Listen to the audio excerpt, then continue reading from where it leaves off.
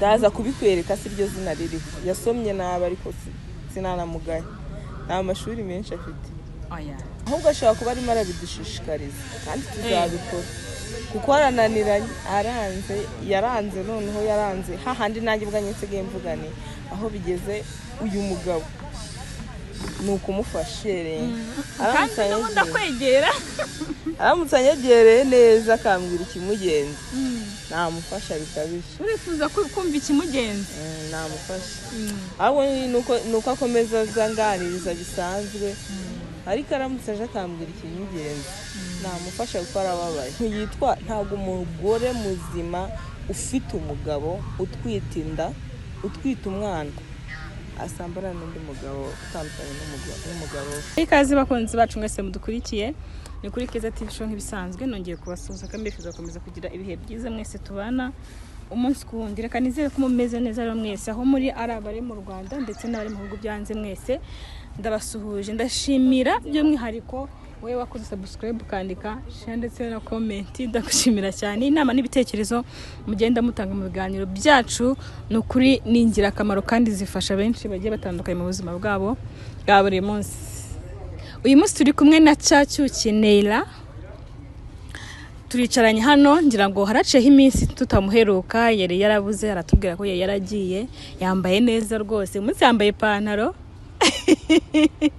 umunsi yambaye nk'umutipe ariko birasa neza haraciye iminsi tutaganira kubera rero ikibazo Farida yatugejejeho cyamubabaje mu kiganiro cy'ubushize mwabonye ko yanarize twifuje kugira ngo tuganire nayo kugira ngo twumve kuri we niba koko ibyo Farida yatubwiye ari ukuri cyangwa niba atari ukuri cyane ko avuga ko yamutwaye umugabo cyangwa se ari kumutwara umugabo ari kumutandukanya n'umugabo we reka mbanze muhe ikaze kugira ngo abanze adusuhuze tumenye amakuru ye tuguhaye ikaze murakoze umeze uteze meze neza kusa neza cyane murakoze ibanga ni irihe isana yo mu gakombe hari ikibyihishe inyuma amakuru y'iminsi rero neza kutari kuboneka neza ari maze iminsi mpuze ariko gake gake ndi kugenda mboneka cyane ko n'ubu ngubu ndahabaye ku bwanyu n'ubu urahari rero twari tugukumbuye abantu benshi baragukumbuye ariko cyane cyane impamvu yatumye nguhamagara ni impamvu ijyanye n'umuvandimwe wawe ku kibazo yatugejejeho ansaba ko nazabikuganirizaho kugira ngo umuhe amahoro cyangwa se kumugira ngo murekere urugo ariko ndavuga ni ngomba kuguhamagara nkabanza nkabikubwiraho nawe ukatubwira niba koko ibyo yavuze ari ukuri niba ariko byagenze niba ariko byabaye sibyo nizere kuri butubwize ukuri kose gushoboka uguhari kose uri butubwize ukuri jewe sinzi ibintu wenda ntago nari impari wenda nago ndabikubwira ntago nari impari ntago nabanza kwita mvuga ngo ntago ari byo cyangwa se nibyo ahubwo biraterwa n'ibyo biraterwa n'ibyo ari byo ngiye kubikubwira yavuze yuko yavuze ku bijyanye n'umugabo we ni byinshi byabaye ariko ubwo ngiye kuvuga ku bikwerekeyeho kuko aricyo kibazo yaje atubwira ko umubangamiye yatubwiye yuko we hagati y'umugabo we hajemo ibintu byinshi by'amagambo ariko reka duhere ku byo yakuvuzeho wari kumukorera bitari byiza kandi bitari no kumushimisha yavuze kuri kumutandukanya n'umugabo we nibyo ni ukuri ibyo ngibyo ndumva mbizi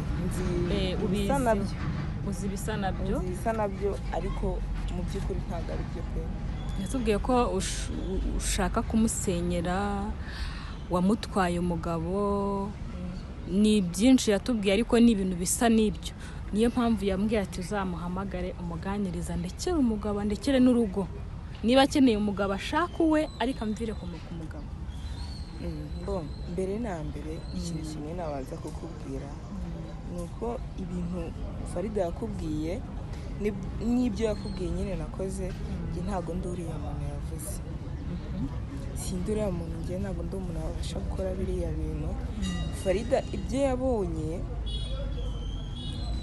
nanone ku ruhande rundi sinamugaye wenda afite impamvu yabivuze. Noneho yatubwiye ko yasanze telefone ifoto namubajije impamvu ari kubigushinza cyangwa se gihamya afite abwira ko yabonye ifoto ye yaraki muri telefone yawe na message yagusanganye mwandikirana bihita bimwemeza ko mukundana wamuciye inyuma uri guteretana n'umugabo wiwe. Ibyo koko byarabaye? Kamere ku bijyanye n'ifoto. Ku bijyanye n'ifoto, ifoto yabonye muri telefone yanjye yari irimo umugabo wiwe. Ni umunsi twari turi kumwe ndetse nawe ahari dufata amafoto turifotoza, gusa tugira ifoto nziza twifotoza. Nje ku bwanjye ndayikunda kandi naraki yaranyegereye. Yego. Bisaba ko nyishyira muri screen ya telefone. Ifoto yari yawe nande? Naraki. Muri babiri. Yego. Bisaba ko igomba kujya muri screen ya telefone yanjye muri wallpaper. Biba ngombwa yuko nawazamo. Ariko ntabwo nari ndambiriye kuvuga ngo mushyizemo wallpaper cyane ko no kuba yaba arimo ari boyfriend umva ari ibintu bisanzwe. Message yasanze muri telefone. SMS zo sinzi amagambo yasomye ko yayafashe, gusa ngiye nzi neza yuko 100% ibiganiro bya biri muri SMS ni ibiganiro by'umukobwa uvukana n'umugore we. Nta kindi kintu kirenze kiri inyuma y'ibyo byose. Kuba rakiyamvugisha ni ibintu byumvikana cyane ko mvukana n'umugore we. Kuba yanyandikira, kuba yambaza ngo meze gute ni ibintu bisanzwe. Ikindi kandi mu gihe yari afite ibibazo ntago nigeze mbura kumwumva nkuko numva umuvandimwe wanjye. Bose iyo muvugana ibyerekeranye n'ibya mukuru wawe? Yego, tuvugana ibyerekeranye nawe, turaganira. Ikindi ntago umuntu yazanga nganyira kandi amakosa cyasaga agahinda afite ariko gaterwa n'umuvandimwe wanjye ngo nazanganyira mwihorere. Mba ngomba kumwumva cyane ko rake n'umugabo wahuye n'ibibazo byinshi kandi cyane. Kandi ni imfura rwose. Nukuri. Ntabwo yarongeye atubwira ko muri cya gihe arwaye, kuko hari igihe arwaye icyo gihe muganga amuvura twamusanze yaragiye gucumbika ku mushuti ye, atubwira ko wowe utakibasha kumwitaho, nyine utakibasha kuboneka, uri mu tuntu twinshi. Ariko yavuze ko muri icyo gihe arwaye ko ari cyo gihe watangiye kugihuramo na Raki. Ariko ndibaza Raki ko aribwo twari tuvuga tuti twibaza hari kandi nayo icyo gihe twakoranye ikiganiro uvuga uti nanjye sinza hari nagiye mu kazi ke ndamubura. Ariko batubwira ko icyo gihe ava mu rugo ajya gucumbika ko aribwo watangiye kugihuramo na Raki muganira, aribwo mwatangiye guteretana byuzuye, umubeshya ngo ntuzahari kandi waramusangaga ahari. Jewe nzi igihe ngiye natangiye kuvugana na Raki. Igihe cyonyine tuzatangira kuvugana ni igihe Farida yari atangiye koroherwa. Yego. Atangiye koroherwa atangira gusubirana ya mico yiwe imwe namwe muzi. Gake gake uko agenda amera neza, uko agenda akira. Ni ukuvuga ngo ngewe icyo gihe utubwiye ko watangiye kuvugana na Raki amaze atangiye koroherwa. Yego, yaratangiye koroherwa, atangiye kongera gutembera, atangiye kongera kumera nk'utura kabaraga. Yego.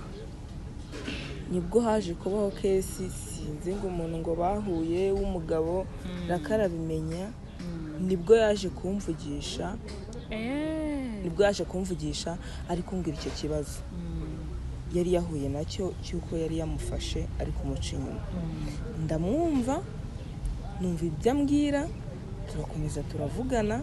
Gusa nanjye ntabwo nari kubwira Farida ngo umuntu arahangaha turavugana kandi nzi ko yamuhemukiye.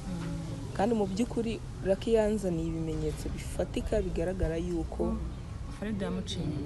Ese nkanjye ngiye niba ndi umuvandimwe numvisha icyo kintu nagatereranya umugabo ngewe ngereranyije uko Raki yagiye abikora yaragerageje bitewe n'imico y'umukobwa. Ubwo hagati ya Farida na Raki uri ku ruhande rwandi, urumva ko Raki niwe urumva ko ari ukubwira ibibazo bye cyane kurusha uko Farida wenda abikubwira. urumva ko yakubwiye iby'umugabo yasanze bari kumuca inyuma akubwira agahinda ke kandi urumva ko nawe umutega amatwi hagati y'abakora babiri wumva ukuri kwandi cyangwa se wumva ndi kurusha undi.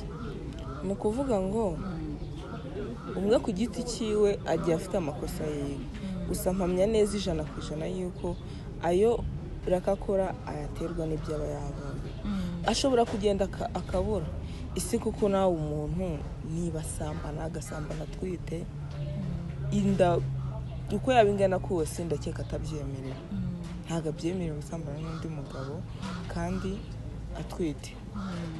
Isi ubwo ubundi mugabo ukorerwa ibyo bintu byose ku mwana iyo bamukorera ibyo bintu, ubundi icyo yakora cyose wamugaya uretse kwihangana nta kindi wakora. Icyo yakora cyose raki rwose ntago ngiye namugaya cyane. Anaguterese ntago wamugaye. Mbo ibyo ngibyo wenda biri ku yindi level, ariko binabaye ngombwa uriya n'umugabo ntafite icyo nshinza twaderetana pe, ahubwo byaba byiza kuko njyewe ninjye wabuze agahinda ke, ahubwo nyari nanjye wamwumva noza agahinda ke. Ahubwo byumvikane ko Fred ibyo yavuze ari ukuri cyangwa ibyo yacetse. Oya, ibintu yacetse ntago biraba ukuri, ariko biri mu nzira y'ukuri, biri hafi y'ukuri. Kuko niba uri kuvuga ngo nubwo yantereta ngo ninjye wakumva agahinda ke, urumva ko aramutse nabigerageje ariko urumva ko wabyemera. Ege n'imyaka iri kunjyana, ese undi nabyangira iki? Nabyangira iki ke? Ubona ndi muto ufite 18. 18 sabo nibubaka ko mwene nyoko yatubwiye, ariko namubwiye nticecekera. Abari marabeshya,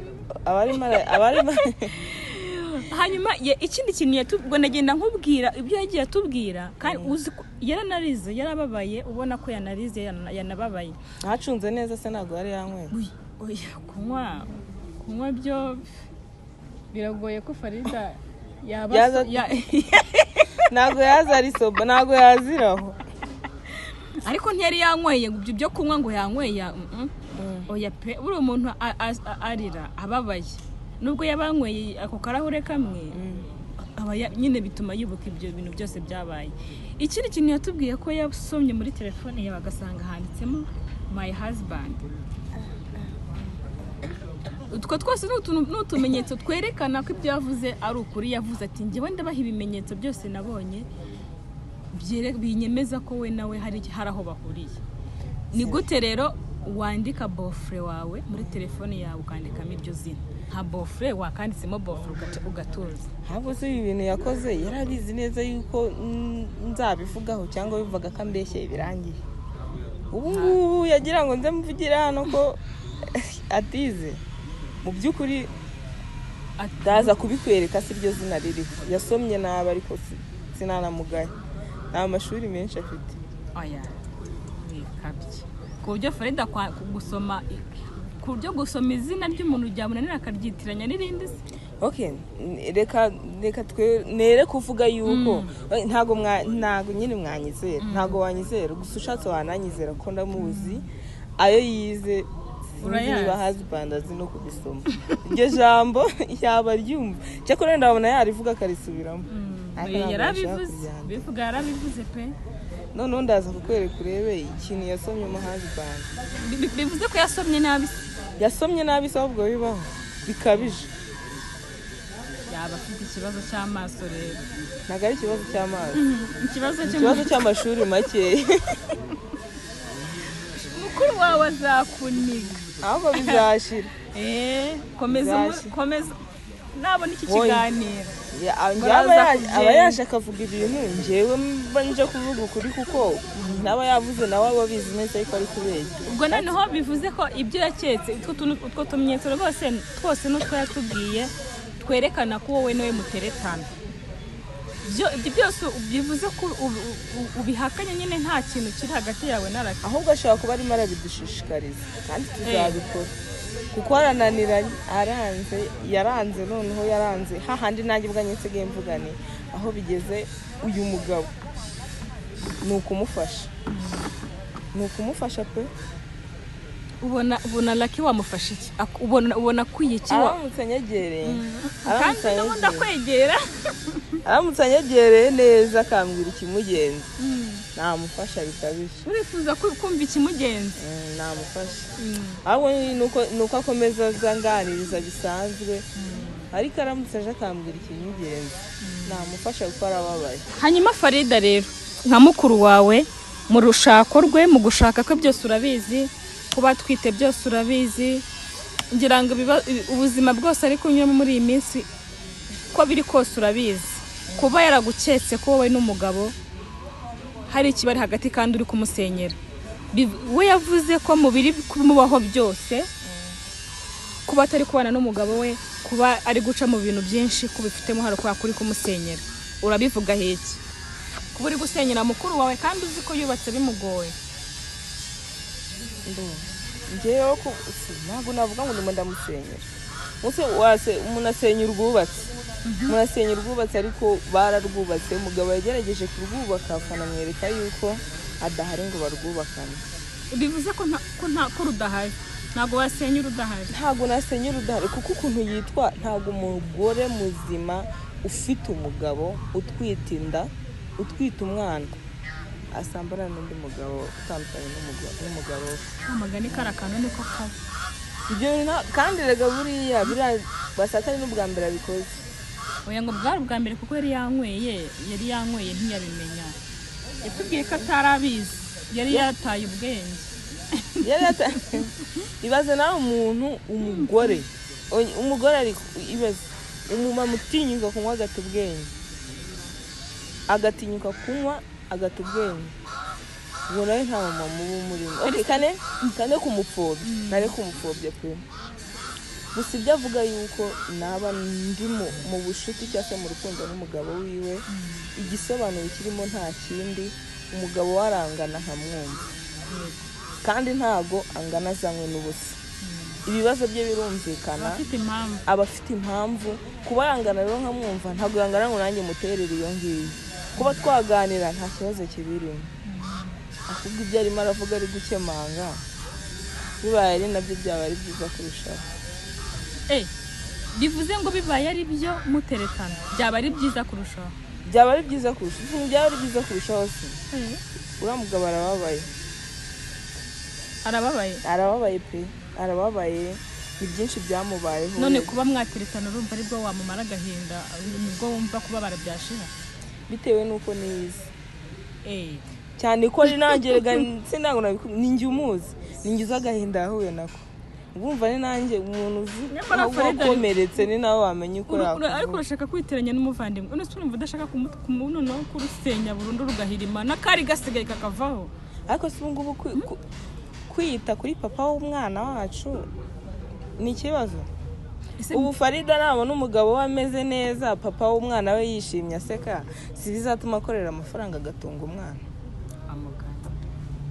ko mbitekereza ngewe nisiraki aba ameze neza akishima umugabo iyo yishimye yabonye ko yaneze utamusindiye ajya gukorera amafaranga agatunga umuryango umva nimufata neza azatunga umwana wa Farida neza.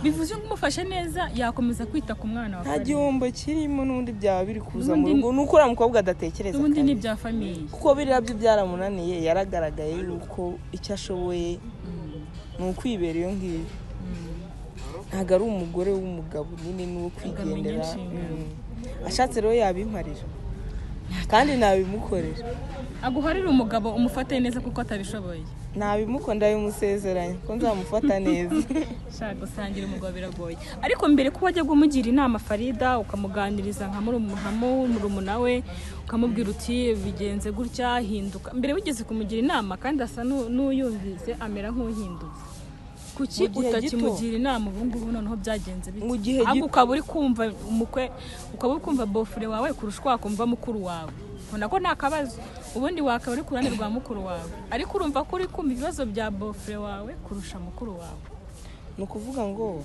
uriya ndamwumva nta n'igihe ntajya mfata ngo mwumve nshobora no gufata nk'igihe cy'umunsi wose nkamwumva nkumva ibibazo byiwe nkamugira inama nawe tukumvikana mugahe gato akimara gufata ubuzima baye arwaye mwakumvikana, ariko abaye muzima ntabwo yaba akiri aho. inama umugiriye ntabwo azumva, arazumva igihe gito nk'icyumweru yaba yabivuyemo. none ubona buriya hari igihe bibaho ko umuntu ajya adahirwa n'urushako agashaka, ariko nyine urushako ntirumuhere.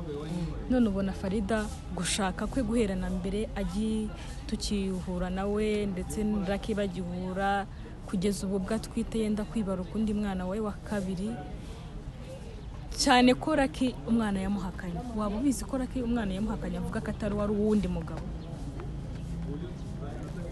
abaye yaramuhakanye nawe yaba amuhakanye vuba, abaye yaramuhakanye nawe yaba amuhakanye vuba. cyakora cyo njyewe ngiye ku ruhande rwe nacunga umwana avutse nkamwita ari mu nda akagera kwa muganga akavuka, ubundi nkajya gupimisha ADN. ariko gupimisha ni amafaranga, uko muvuga gupimisha ukagira ngo ni ubuntu. nta mafaranga nyine azemera yatanga, none se buriya yamwizera se? Lucky we yarabyihoreye nta nubwo gishaka no kubyumva, yavuze ati gendere rwose genda. umwana si ikibazo rero, umwana ngo arabizi neza ko atari uwe. siko wajyanaga kwipimisha ibintu byose, azahakana umwana gute?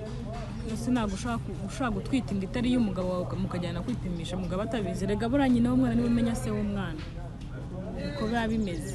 ahubwo kuki utakigira inama mukuru wawe ngo umwicaze umubwire uti Farida mwene data washatse ukubaka urugo rugakomera ukareka gukomeza ushaka wongera. keretse nimunshakira umuntu akajya mpemba ngiye nkajya mucunga amanywa nijoro, nawe ubundi kumugira inama zimara igihe gito. keretse ngiye murinda basi ubwo nkajya nguma mubwira umunsi ku wundi, atabasha ngira ngo nabwo yagira ngo akabirambirwa, ariko ntabwo nagira. naramubwiye nararushye. ubu se umuryango wanyu, famiye, mama, papa babibona gute byo?